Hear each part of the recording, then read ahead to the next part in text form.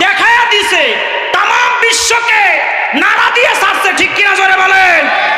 ইরানের মতন বাঘের বাচ্চা যদি সমস্ত ইসলামী রাষ্ট্রগুলো ইরানের মতন ইসরায়েলের বিরুদ্ধে, ইহুদি খ্রিস্টানদের বিরুদ্ধে, যুক্তরাষ্ট্রের বিরুদ্ধে যদি হুঙ্কার গর্জন দিত, আগামী সারা বিশ্ব মুসলমানদের হাতে চলে আসতো, ঠিক কিনা বেঠে?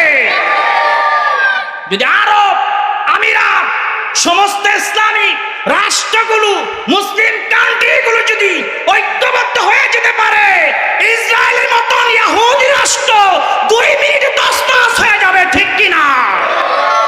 আমরা সবাই ইরানের পক্ষে, ঠিক কিনা জোরে বলেন?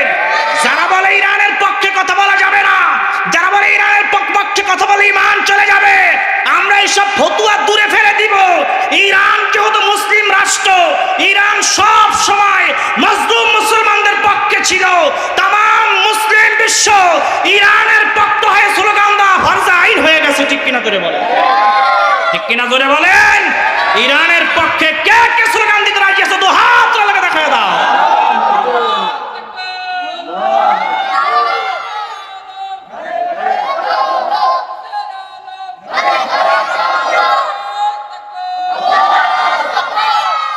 আল্লাহ কবুল করুক, আমিন বলেন।